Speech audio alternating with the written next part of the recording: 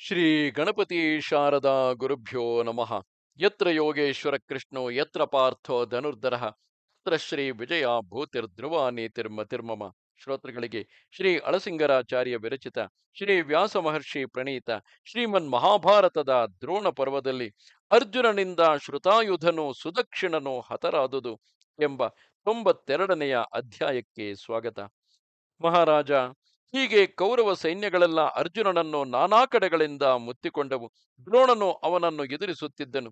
ಆದರೇನು, ಅರ್ಜುನನು ಸೂರ್ಯನು ಕಿರಣಗಳನ್ನು ಹೇಗೋ ಹಾಗೆ ಬಾಣಗಳನ್ನು ಸರ್ವತೋಮುಖವಾಗಿ ಬಿಡುತ್ತಾ ವ್ಯಾಧಿ ಸಮೂಹಗಳು ಶರೀರವನ್ನು ಹೇಗೋ ಹಾಗೆ ಆ ಕೌರವ ಸೈನ್ಯವನ್ನು ಬಹುವಾಗಿ ಸಂತಾಪಗೊಳಿಸಿದನು. ಅರ್ಜುನನ ಬಾಣಗಳಿಂದ ಅನೇಕ ರಥಗಳು ಮುರಿದು ಹೋದವು. ರಥ ಚಕ್ರಗಳು ಕಳಚಿ ಬಿದ್ದವು. ಕುದುರೆಗಳು ಹತವಾದವು. ಮೇಲಿದ್ದ ಯೋಧರೊಡನೆ ಆನೆಗಳು ಸತ್ತು ಬಿದ್ದವು. ಛತ್ರಗಳು ತುಂಡಾದವು.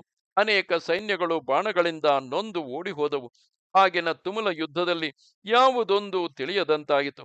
ಅರ್ಜುನನು ಕೌರವ ಸೈನ್ಯವನ್ನೆಲ್ಲ ನಡುಗಿಸಿಬಿಟ್ಟನು. ತಾನು ಮಾಡಿದ ಪ್ರತಿಜ್ಞೆಯನ್ನು ಸಾಧಿಸುವ ಆತುರದಿಂದ ಅರ್ಜುನನು ಶೋಣಾಶ್ವನನ್ನು ಅಂದರೆ ದ್ರೋಣನನ್ನು ಎದುರಿಸಿ ನಿಂತನು. ಆಗ ಆಚಾರ್ಯನಾದ ದ್ರೋಣನು ತನ್ನ ಶಿಷ್ಯನಾದ ಅರ್ಜುನನ ಮೇಲೆ 25 ಬಾಣಗಳನ್ನು ಪ್ರಯೋಗಿಸಿದನು. ಅರ್ಜುನನು ಆ ದ್ರೋಣನ ಬಾಣವೇಗವನ್ನು ತಡೆಯತಕ್ಕ ಅನೇಕ ಬಾಣಗಳನ್ನು ಪ್ರಯೋಗಿಸಿ ಅವುಗಳನ್ನು ವಿಫಲ ಮಾಡಿದನು. ಅರ್ಜುನನ ಬಾಣಗಳನ್ನು ನಿಗ್ರಹಿಸುವುದಕ್ಕಾಗಿ ದ್ರೋಣನು ಬ್ರಹ್ಮಾಸ್ತ್ರವನ್ನು ಬಿಟ್ಟನು. ಅಲ್ಲಿ ನಾವೆಲ್ಲರೂ ದ್ರೋಣನ ಆಚಾರ್ಯತ್ವ ಪ್ರಭಾವವು ಎಷ್ಟು ಆಶ್ಚರ್ಯಕರವಾದುದು ಎಂಬುದನ್ನು ಕಂಡುಕೊಂಡೆವು. ಅರ್ಜುನನು ಒಳ್ಳೆ ಯುವಕನಾಗಿದ್ದು ತನ್ನಿಂದಾದಷ್ಟು ಪ್ರಯತ್ನಪಟ್ಟರೂ ವೃದ್ಧನಾದ ಆ ಬ್ರಾಹ್ಮಣನ ಮೇಲೆ ಅವನ ಕೈ ನಡೆಯಲಿಲ್ಲ. ಮಹಾಮೇಘವು ಪರ್ವತದ ಮೇಲೆ ವರ್ಷಿಸುವಂತೆ ದ್ರೋಣನು ಪಾರ್ಥನ ಮೇಲೆ ಬಾಣಗಳನ್ನು ಸುರಿಸುತ್ತಿದ್ದನು. ಅರ್ಜುನನು ಆ ಬಾಣಗಳನ್ನು ಮಾತ್ರ ತನ್ನ ಬಾಣವರ್ಷಗಳಿಂದ ತಡೆಯುತ್ತಾ ಬಂದನೇ ಹೊರತು ಆಚಾರ್ಯನನ್ನು ನೋಯಿಸಲಿಲ್ಲ. ದ್ರೋಣನು 25 ಬಾಣಗಳನ್ನು ಪಾರ್ಥನಿಗೂ 70 ಬಾಣಗಳನ್ನು ಕೃಷ್ಣನಿಗೂ ಗುರಿಯಿಟ್ಟು ಅವರ ತೋಳುಗಳಿಗೂ ಎದೆಗೂ ಹೊಡೆದನು. ಅರ್ಜುನನು ಅವುಗಳನ್ನೆಲ್ಲ ತನ್ನ ಬಾಣಗಳಿಂದ ನಿವಾರಿಸಿದನು. ಕೊನೆಗೆ ದ್ರೋಣನ ಬಾಣಗಳಿಂದ ಬಹಳವಾಗಿ ಪ್ರಹರಿಸಲ್ಪಟ್ಟ ಕೃಷ್ಣಾರ್ಜುನರಿಬ್ಬರು ಪ್ರಳಯಾಗ್ನಿಯಂತೆ ದುಸ್ಸಹನಾದ ಆ ದ್ರೋಣನನ್ನು ಬಿಟ್ಟು ಬೇರೆ ಕಡೆಗೆ ಸರಿದರು. ದ್ರೋಣನ ಧನುಸ್ಸಿನಿಂದ ಹೊರಡುತ್ತಿದ್ದ ತೀಕ್ಷ್ಣ ಬಾಣಗಳನ್ನು ನಿವಾರಿಸಿಕೊಂಡೇ ಅರ್ಜುನನು ಭೋಜ ಸೈನ್ಯವನ್ನು ಪ್ರವೇಶಿಸಿದನು.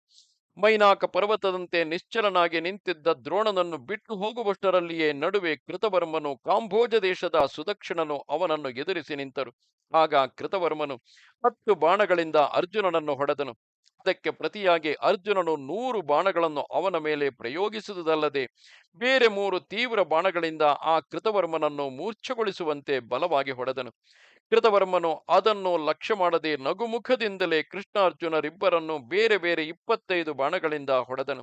ಅರ್ಜುನನು ಅವನ ಧನುಸ್ಸನ್ನು ಕತ್ತರಿಸಿ ಅಗ್ನಿ ಶಿಖೆಗಳಂತೆಯೂ ಕೋಪಗೊಂಡ ಸರ್ಪಗಳಂತೆಯೂ ಕ್ರೂರಗಳಾದ 23 ಬಾಣಗಳಿಂದ ಅವನನ್ನು ಬಲವಾಗಿ ನೋಯಿಸಿದನು.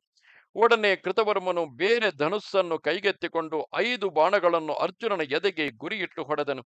ಅರ್ಜುನನು ಅವನ ಎದೆಗೆ ಗುರಿಯಿಟ್ಟು 9 ಬಾಣಗಳನ್ನು ಬಿಟ್ಟನು. ಹೀಗೆ ಅರ್ಜುನನು ಕೃತವರ್ಮನೊಡನೆ ಹೆಣಗಾಡುತ್ತಿರುವುದನ್ನು ನೋಡಿ ಕೃಷ್ಣನು, ಓಹೋ, ಇನ್ನು ನಾವು ಇಲ್ಲಿ ಹೀಗೆ ಕಾಲಹರಣವನ್ನು ಮಾಡುತ್ತಿರಬಾರದು ಎಂದು ಯೋಚಿಸಿ ಅರ್ಜುನನನ್ನು ಕುರಿತು, ಪಾರ್ಥ, ನೀನು ಕೃತವರ್ಮನಲ್ಲಿ ದಯೆಯನ್ನು ತೋರಿಸಬೇಡ. ಕೌರವರಿಗಿರುವ ಸಂಬಂಧವನ್ನು ಗಣನೆಗೆ ತಾರದೆ ಅವನನ್ನು ಹೊಡೆದು ಕೆಡಹು ಎಂದನು. ಒಡನೆ ಅರ್ಜುನನು ಕೃತವರ್ಮನನ್ನು ತನ್ನ ಬಾಣಗಳಿಂದ ಮೋಹಗೊಳಿಸಿ ಮುಂದೆ ವೇಗದಿಂದ ಕುದುರೆಗಳನ್ನು ಬಿಟ್ಟುಕೊಂಡು ಕಾಂಬೋಜ ಸೈನ್ಯಗಳನ್ನು ಎದುರಿಸಿದನು.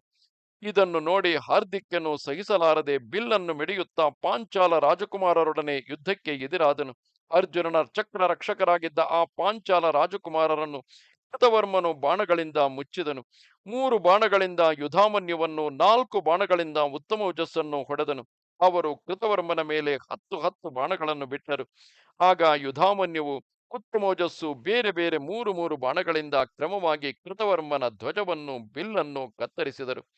ಒಡನೆ ಕೃತವರ್ಮನು ಬೇರೊಂದು ಬಿಲ್ಲನ್ನು ಕೈ ಎತ್ತಿಕೊಂಡು ಅವರಿಬ್ಬರ ಧನುಸ್ಸನ್ನು ತುಂಡು ಮಾಡಿ ಅವರನ್ನು ಬಾಣಗಳಿಂದ ಮುಚ್ಚಿದನು. ತಿರುಗಿ ಅವರಿಬ್ಬರು ಬೇರೆ ಬಿಲ್ಲುಗಳನ್ನು ಹಿಡಿದು ಕೃತವರ್ಮನನ್ನು ಪ್ರಹರಿಸಿದರು. ಈ ಅವಕಾಶವನ್ನು ನೋಡಿ ಅರ್ಜುನನು ಶತ್ರು ಸೈನ್ಯದೊಳಗೆ ಪ್ರವೇಶಿಸಿದನು. ಕೃತವರ್ಮನು ತಡೆದು ಬಿಟ್ಟುದರಿಂದ ಆ ಚಕ್ರ ರಕ್ಷಕರಿಗೆ ಒಳಗೆ ಹೋಗಲು ಸಾಧ್ಯವಿಲ್ಲದಂತಾಯಿತು.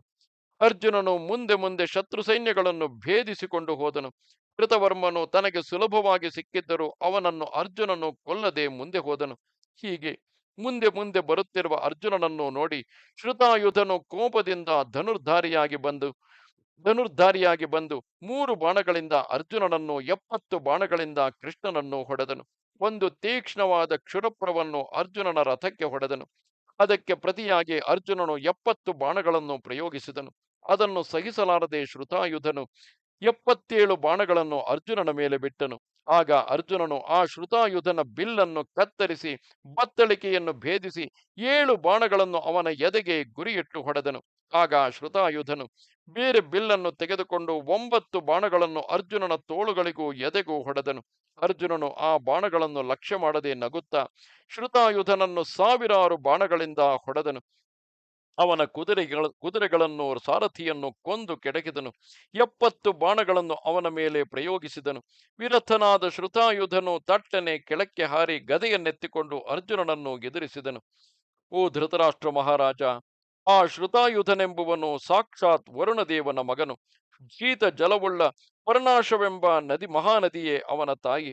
ಇವನ ತಾಯಿಯಾದ ಪರ್ಣಾಶೆಯು ವರುಣನಿಂದ ಆ ಮಗನನ್ನು ಪಡೆದ ಮೇಲೆ ತನ್ನ ಮಗನ ಕ್ಷೇಮಕ್ಕಾಗಿ ವರುಣನನ್ನು ಕುರಿತು ತನ್ನ ಮಗನು ಎಂತಹ ಶತ್ರುಗಳಿಗೂ ಅವಧ್ಯನಾಗಿರಬೇಕೆಂದು ವರವನ್ನು ಬೇಡಿದಳು. ಆಗ ವರುಣನು ಅವಳಲ್ಲಿ ಪ್ರಸನ್ನನಾಗಿ, ದೇವಿ, ನಿನ್ನ ಮಗನಿಗೆ ಒಂದು ದಿವ್ಯಾಸ್ತ್ರವನ್ನು ವರವಾಗಿ ಕೊಡುವೆನು. ಅದರ ಬಲದಿಂದ ನಿನ್ನ ಮಗನು ಅವಧ್ಯನಾಗುವನು. ಆದರೆ ಮನುಷ್ಯನಾಗಿ ಹುಟ್ಟಿದವನಿಗೆ ಅಮರತ್ವವು ಎಂದಿಗೂ ಲಭಿಸದು. ಮನುಷ್ಯನಾಗಿ ಹುಟ್ಟಿದ ಮೇಲೆ ಸಾಯಲೇಬೇಕು. ಹಾಗಿದ್ದರೂ ನಾನು ಕೊಟ್ಟ ಅಸ್ತ್ರದ ಪ್ರಭಾವದಿಂದ ನಿನ್ನ ಮಗನು ಶತ್ರುಗಳಿಗೆ ದುರ್ಜಯನಾಗುವನು ಎಂದು ಹೇಳಿ ಮಂತ್ರಿತವಾದ ಒಂದು ಗದೆಯನ್ನು ಅನುಗ್ರಹಿಸಿಕೊಟ್ಟನು. ಆ ಗದೆಯ ಪ್ರಭಾವದಿಂದಲೇ ಶ್ರುತಾಯುಧನು ಸಮಸ್ತ ಲೋಕಗಳಲ್ಲಿಯೂ ಶತ್ರುಗಳಿಗೆ ಎದುರಿಸಲ ಸಾಧ್ಯನಾದನು. ಆ ಗದೆಯನ್ನು ಕೊಡುವಾಗ ವರುಣನು ತನ್ನ ಮಗನನ್ನು ನೋಡಿ, ಕುಮಾರ, ಯುದ್ಧ ಮಾಡದಿದ್ದವನ ಮೇಲೆ ಈ ಗದೆಯನ್ನು ಪ್ರಯೋಗಿಸಬಾರದು. ಹಾಗೆ ಪ್ರಯೋಗಿಸಿದರೆ ಅದು ತಿರುಗಿ ನಿನ್ನ ಮೇಲೆಯೇ ಬೀಳುವುದು. ಈ ಗದೆಯು ನಿನ್ನ ಎದುರಾಳಿಯನ್ನು ಕೊಲ್ಲುವುದಲ್ಲದೆ ಪ್ರಯೋಗಿಸಿದವನನ್ನು ಕೊಲ್ಲುವುದು ಎಂದನು. ಶ್ರುತಾಯುಧನು ಆ ಸಮಯದಲ್ಲಿ ಆ ವರುಣನ ಮಾತಿನಂತೆ ನಡೆಯಲಿಲ್ಲ. ಆ ಗದೆಯನ್ನು ಸಾರಥಿಯಾದ ಶ್ರೀಕೃಷ್ಣನ ಮೇಲೆ ಬೀಸಿದನು. ಕೃಷ್ಣನು ಸಂತೋಷದಿಂದ ಆ ಪ್ರಹಾರಕ್ಕೆ ತನ್ನ ಭುಜವನ್ನೊಡ್ಡಿದನು. ಆದರೆ ಆ ಗದಾ ಪ್ರಹಾರದಿಂದ ಕೃಷ್ಣನು ಸ್ವಲ್ಪವೂ ಕದಲದೆ ಬಿರುಗಾಳಿಗೆದಿರಾದ ಪರ್ವತದಂತೆ ನಿಶ್ಚಲನಾಗಿದ್ದನು. ಇಷ್ಟರಲ್ಲಿ ಅರ್ಜುನನು ಆ ವರುಣ ಪುತ್ರನ ತೋಳುಗಳನ್ನು ಕತ್ತರಿಸಿ ಬಿಟ್ಟನು. ಇದೇ ಸಮಯದಲ್ಲಿ ಆ ಶ್ರುತಾಯುಧನು ಪ್ರಯೋಗಿಸಿದ ಗದೆಯು ಕೂಡ ಅಕ್ರಮವಾಗಿ ಪ್ರಯೋಗಿಸಿದ ಶೂನ್ಯದ ಬೊಂಬೆಯಂತೆ ಹಿಂತಿರುಗಿ ವೇಗದಿಂದ ಬಂದು ಆ ಶ್ರುತಾಯುಧನನ್ನೇ ಕೊಂದು ಬಿಟ್ಟಿತು. ಶ್ರುತಾಯುಧನು ಬಿರುಗಾಳಿಯಿಂದ ಕೆಡಗಲ್ಪಟ್ಟ ಮಹಾವೃಕ್ಷದಂತೆ ತಲೆ ಕಡಿದು ಕೆಳಗೆ ಬಿದ್ದನು. ಹೀಗೆ ಶ್ರುತಾಯುಧನನ್ನು ಸಂಹರಿಸಿದ ಮೇಲೆ ಆ ಗದೆಯು ಭೂಮಿಯಲ್ಲಿ ನಾಟಿಕೊಂಡು ಅದೃಶ್ಯವಾಯಿತು. ಹೀಗೆ ಶ್ರುತಾಯುಧನು ಸತ್ತು ಅವನ ಗದೆಯು ಅದೃಶ್ಯವಾದುದನ್ನು ನೋಡಿ ಸೈನ್ಯಗಳಲ್ಲಿ ಹಾಹಾಕಾರ ಉಂಟಾಯಿತು. ಮಹಾರಾಜ, ಯುದ್ಧ ಮಾಡದೆ ತಟಸ್ಥನಾಗಿದ್ದ ಕೃಷ್ಣನ ಮೇಲೆ ಪ್ರಯೋಗಿಸಿದುದಕ್ಕಾಗಿ ವರುಣ ವಾಕ್ಯದಂತೆ ಆ ಗದೆಯು ಪ್ರಯೋಗಿಸಿದವನನ್ನೇ ಕೊಂದು ಬಿಟ್ಟಿತು. ಎಲ್ಲರೂ ನೋಡುತ್ತಿರುವ ಹಾಗೆಯೇ ಬುಡ ಕಡಿದ ಮರದಂತೆ ಶ್ರುತಾಯುಧನು ಹತನಾಗಿ ಬಿದ್ದನು. ಇದನ್ನು ನೋಡಿ ಕೌರವ ಸೈನ್ಯವೆಲ್ಲ ಸೇನಾಪತಿಗಳೊಡನೆ ಭಯಪಟ್ಟು ಓಡಲಾರಂಭಿಸಿತು. ಆಮೇಲೆ ಕಾಂಭೋಜ ರಾಜನ ಮಗನಾದ ಸುದಕ್ಷಿಣನೆಂಬುವನು ವೇಗದಿಂದ ಕುದುರೆಗಳನ್ನು ಬಿಟ್ಟುಕೊಂಡು ಬಂದು ಅರ್ಜುನನನ್ನು ತಡೆದನು. ಅರ್ಜುನನು ಅವನ ಮೇಲೆ 7 ಬಾಣಗಳನ್ನು ಪ್ರಯೋಗಿಸಿದನು. ಅದರಿಂದ ಸುದಕ್ಷಿಣನು ಬಹಳವಾಗಿ ನೊಂದು ಅರ್ಜುನನ ಮೇಲೆ 10 ಬಾಣಗಳನ್ನು ಪ್ರಯೋಗಿಸಿದನು. ಸಾರಥಿಯಾದ ಕೃಷ್ಣನ ಮೇಲೆ 3 ಬಾಣಗಳನ್ನು ಬಿಟ್ಟನು. 5 ಬಾಣಗಳಿಂದ ತಿರುಗಿ ಅರ್ಜುನನನ್ನು ಹೊಡೆದನು. ಆಗ ಅರ್ಜುನನು ಅತಿ ತೀಕ್ಷ್ಣಗಳಾದ 2 ಬಾಣಗಳಿಂದ ಅವನ ಧನುಸ್ಸನ್ನು ಧ್ವಜವನ್ನು ಕತ್ತರಿಸಿದನು. ಸುದಕ್ಷಿಣನು ತಿರುಗಿ ಅರ್ಜುನನ ಮೇಲೆ 3 ಬಾಣಗಳನ್ನು ಹೊಡೆದು ಸಿಂಹನಾದವನ್ನು ಮಾಡಿದನು. ತಿರುಗಿ ಸುದಕ್ಷಿಣನು ಸುತ್ತಲೂ ಕೊಡಲಿಯ ಅಲುಗೊಳ್ಳ ಒಂದು ಶಕ್ತ್ಯಾಯುಧವನ್ನು ಅರ್ಜುನನ ಮೇಲೆ ಪ್ರಯೋಗಿಸಿದನು. ಗಂಟೆಗಳೊಡಗೂಡಿ ಭಯಂಕರ ಆಕಾರವುಳ್ಳ ಆ ಶಕ್ತಿಯು ಕಿಡಿಗಳನ್ನು ಜ್ವಾಲೆಗಳನ್ನು ಕೆದರುತ್ತಾ ಆಕಾಶದ ಕೊಳ್ಳಿಯಂತೆ ಬಂದು ಅರ್ಜುನನ ಮೈಯನ್ನು ಗಾಯಪಡಿಸಿ ಭೂಮಿಯಲ್ಲಿ ಬಿದ್ದಿತು. ಇದರಿಂದ ಅರ್ಜುನನು ಬಹಳವಾಗಿ ನೊಂದು ಪ್ರಜ್ಞೆ ತಪ್ಪಿದಂತಾದನು. ತಿರುಗಿ ಮೆಲ್ಲಗೆ ಚೇತರಿಸಿಕೊಂಡು ಕೋಪದಿಂದ ಕಡೆಬಾಯಿಗಳನ್ನು ನೆಕ್ಕುತ್ತಾ 14 ಬಾಣಗಳನ್ನು ಪ್ರಯೋಗಿಸಿ ಆ ಸುದಕ್ಷಿಣನ ಕುದುರೆಗಳನ್ನು, ಧ್ವಜವನ್ನು, ಬಿಲ್ಲನ್ನು ಹೊಡೆದನು. ಬೇರೆ ಅನೇಕ ಬಾಣಗಳಿಂದ ಅವನ ರಥವನ್ನು ಪುಡಿ ಪುಡಿ ಮಾಡಿದನು. ಸುದಕ್ಷಿಣನ ಎದೆಗೆ ಗುರಿಯಿಟ್ಟು ತೀಕ್ಷ್ಣ ಬಾಣಗಳನ್ನು ಪ್ರಯೋಗಿಸಿದನು. ಆ ಪ್ರಹಾರದಿಂದ ಸುದಕ್ಷಿಣನ ಕವಚವು ಭೇದಿಸಿ ಅವನ ಕಿರೀಟವು ಮುರಿದು ಬಿದ್ದಿತು. ಅಂಗಗಳು ಭಿನ್ನವಾದವು.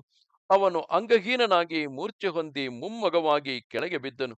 ಬೆಟ್ಟದ ಶಿಖರದ ಮೇಲೆ ಅನೇಕ ಶಾಖೆಗಳೊಡನೆ ಬೆಳೆದ ಕರ್ಣಿಕಾರ ವೃಕ್ಷವು ಬಿರುಗಾಳಿಗೆ ಮುರಿದು ಬಿದ್ದಂತೆ ಆ ಸುದಕ್ಷಿಣನು ಗತಪ್ರಾಣನಾಗಿ ತೋಳುಗಳನ್ನು ಬೀಸಿ ನೆಲಕ್ಕೆ ಬಿದ್ದು ಬಿಟ್ಟನು. ಆ ಸುದಕ್ಷಿಣನೇನು ಸಾಮಾನ್ಯನೇ? ಕಾಂಬೋಜ ದೇಶಕ್ಕೆಲ್ಲ ಅಧಿಪತಿ, ಉತ್ತಮಾಭರಣಗಳಿಂದ ಶೋಭಿಸುವವನು, ಸುಂದರಾಕಾರವುಳ್ಳವನು, ಕೆಂಪಾದ ನೇತ್ರಗಳುಳ್ಳವನು. ಇಂತಹ ಕಾಂಬೋಜ ರಾಜಕುಮಾರನು ಅರ್ಜುನನ ಬಾಣಗಳಿಂದ ಹತನಾಗಿ ಅಗ್ನಿಯಂತೆ ಜಾಜ್ವಲ್ಯಮಾನವಾದ ಸುವರ್ಣ ಮಾಲಿಕೆಯನ್ನು ತಲೆಯಲ್ಲಿ ಧರಿಸಿದ ಹಾಗೆಯೇ ಸತ್ತು ನೆಲದ ಮೇಲೆ ಬಿದ್ದಿದ್ದನು. ಹೀಗೆ ಶ್ರುತಾಯುಧ ಸುದಕ್ಷಿಣರೆಂಬುವರಿಬ್ಬರು ಅರ್ಜುನನಿಂದ ಹತರಾದುದನ್ನು ನೋಡಿ ನಿನ್ನ ಸೈನ್ಯಗಳು ಭಯಪಟ್ಟು ಭಯದಿಂದ ಓಡಿದವು.